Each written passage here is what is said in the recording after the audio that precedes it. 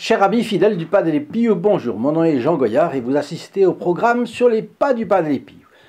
Vous n'êtes pas encore abonné à notre chaîne, sachez qu'on y trouve chaque jour un épisode marquant de la vie de Saint Pio de Pietrelcina, connu aussi comme Saint Pas de l'Épille.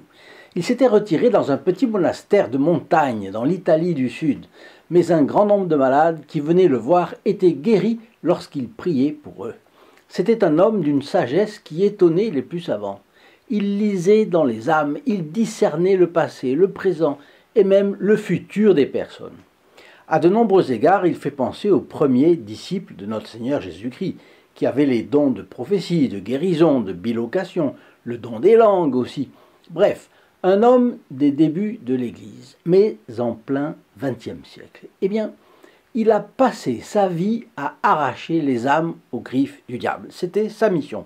Et il continue aujourd'hui du ciel où il se trouve, car il a été canonisé par Jean-Paul II en 2002. Je vous propose d'être informé sur sa vie foisonnante de miracles. Peut-être même aurez-vous besoin de grâce du ciel obtenues par son intermédiaire. Je vous propose donc de vous abonner en cliquant sur la clochette que vous trouverez ici en bas dans la description de la vidéo. Mais cela ne marche complètement que si vous actionnez aussi l'option « Toutes » qui vous est proposée. En 2 clics, donc un sur la clochette et un sur l'option « Toutes », vous ne perdrez plus les épisodes de la vie absolument hors norme de ce grand saint capucin. En fin de vidéo, je vous donne l'accès également à l'entrevue que j'avais réalisée avec Monseigneur Athanasius Schneider sur le Pas de l'Épille et la perception qu'il avait des nécessités de l'Église. Pourquoi ces petits mots d'introduction? Parce que Monseigneur Schneider, que nous honorons de compter comme un ami, a rédigé une prière que je m'empresse de vous transmettre tant elle correspond à nos désirs pour la Sainte Église du Christ dans le temps présent. Je précise que Monseigneur Schneider a la double nationalité kazakh et allemande. Il est en effet d'origine alsacienne et sa famille s'était trouvée en Allemagne lorsque les soviétiques ont occupé la zone qu'ils étaient en train d'envahir. Elle a été ainsi déplacée, cette famille, et envoyée en Sibérie. Et Monseigneur Schneider est né dans un camp de concentration sibérien avant de pouvoir revenir à l'ouest.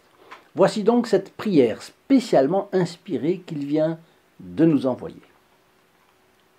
Prière pour le triomphe de la foi catholique.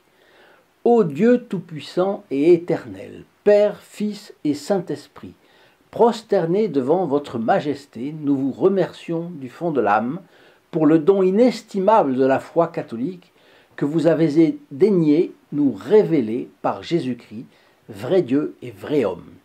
Nous avons reçu cette lumière divine dans le saint baptême et nous avons promis de garder cette voie inviolée jusqu'à la mort. Augmentez en nous le don de la foi catholique, puisse celle-ci être fortifiée par votre grâce et rendue inébranlable.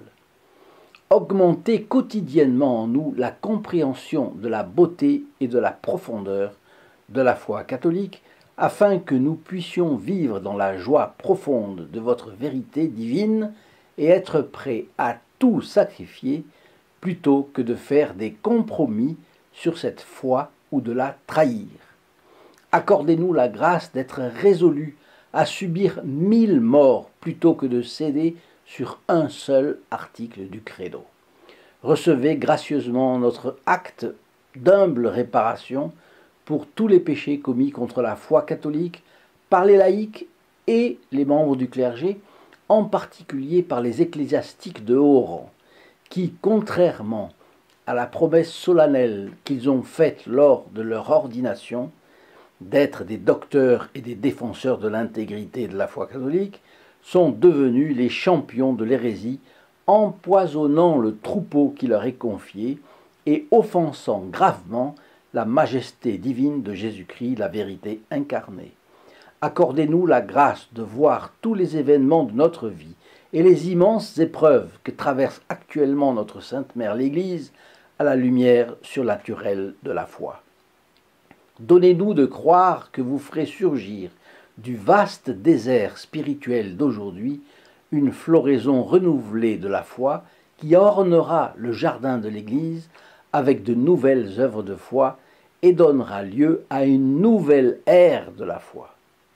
Nous croyons fermement que la foi catholique est la seule vraie foi et la seule vraie religion que vous invitez chacun à embrasser librement, par l'intercession de la bienheureuse Vierge Marie, destructrice de toutes les hérésies, et des grands martyrs et confesseurs de la foi, puisse la sainte foi catholique et apostolique triompher à nouveau dans l'Église et dans le monde, afin qu'aucune âme ne se perde, mais plutôt parvienne à la connaissance de Jésus-Christ, le seul sauveur de l'humanité, et que, par une foi droite et une vie juste, atteigne la béatitude éternelle en vous, aux très sainte Trinité, Père, Fils et Saint-Esprit.